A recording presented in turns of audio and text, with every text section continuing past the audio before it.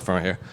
First of all, congratulations on the victory. We can see some little bit of wear and tear on your face. So I guess just physically, how you feeling after a fight like that? A little beat up. I defended all of the things. That even though you're defending, it still kind of hurts. So, but I feel good. It feels like I was in a 3-round fight with a 3-time world champion. Well, like just going off of that, a lot of this narrative leading into this card in general was how would Patchy Mix do. He's saying things, I'm looking through Mario. Corey Sandhagen's doing a Q&A, and people are asking him, like, oh, do you think Patchy Mix can skip the line and get the title shot with a win over you? I'm just curious, you said all the things leading up, like it doesn't bother me, this and that, but to get through Patchy Mix and just kind of dominated on the feet like that, just what are the emotions after that? No, I feel good. He was saying he was looking through me, but the whole time I was thinking, well, I'm going to run through you. So, I don't know. I can't pay attention to that stuff because at the end of the day, we get in the cage. The words mean nothing, And I've trained hard for this fight, and that was pretty much it. I won. It seems like you had him scouted out pretty well. You were kind of connecting to the body a lot, and then as soon as his hands dropped, you kind of went up top, and he would throw that, signature standing knee, and you would kind of matador him out of the way. So just based on how you planned the fight out to how it actually played out, was just everything going exactly as you foresaw? Yeah, it went pretty much the way we thought. Like, I have great coaches. Randy Sankey came up with a great game plan. John Crouch, and then Yachty. We had 4 weeks since the opponent change. So we had to adjust, fairly quickly, and we did a great job. I have the best team in the world. Did you feel like you compromised his eye pretty early? Because it feels like after those first few shots to the eye, he kept trying to wink it out. The commentary kept saying like it looks like he couldn't quite see. Yeah, I think once I went southpaw and started landing that left hand, I knew I was landing that shot to his eye. I mean, he also threw a head kick, and I think his toe went into my eye, so he gave it right back to me. But yeah, I think that had a lot to do with it.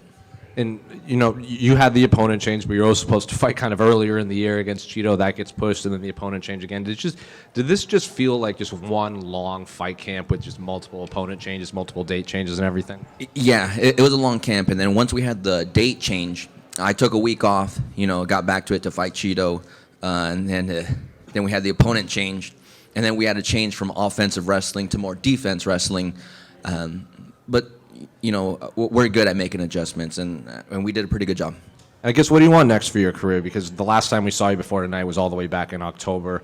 You might have to take some time off to heal, but, people were saying Patchy was going to be on the short list for a title shot. So I guess, what do you want next? Definitely want a top 5. I think if Patchy won this fight, they would shoot him all the way into the top. So I think I took his spot and all that hype. So I definitely deserve a top 5. I'm on an 8-fight win streak, and there's no one else above me that has a streak like that except for the champion. Are you going to ask for main events or anything like 5-round fights? Because we've seen you against former champions, but we haven't seen you in those 5 rounds yet. Yeah, I would love a 5-round fight. I think, I have a great team, and we've done 5 rounds. We have Benson, who's done multiple 5-round fights. So I would love to do that. I think it'd be a great test for myself.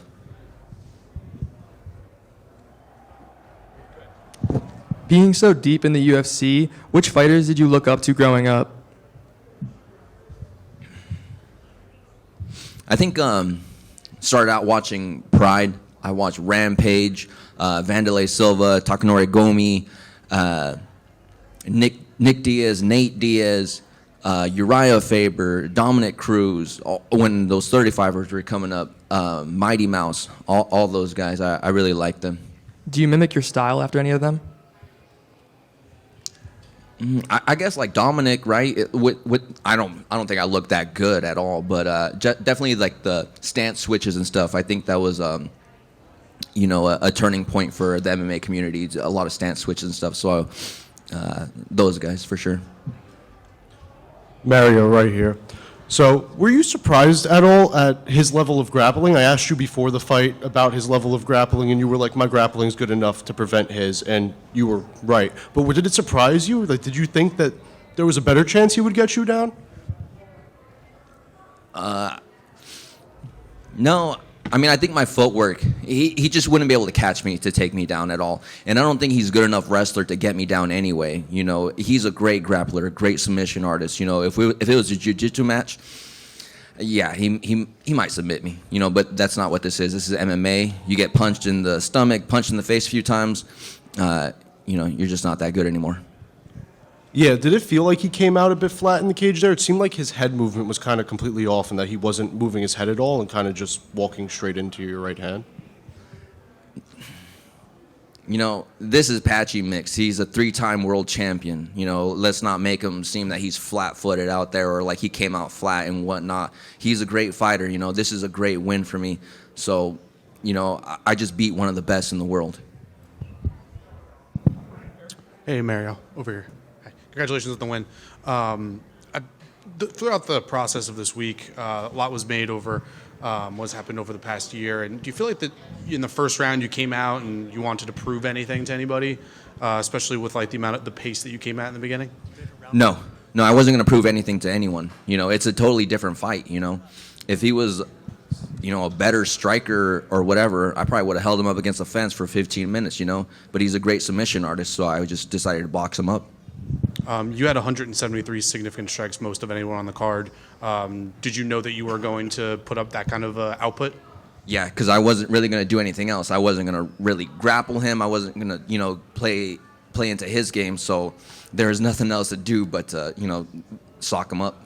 Thank you.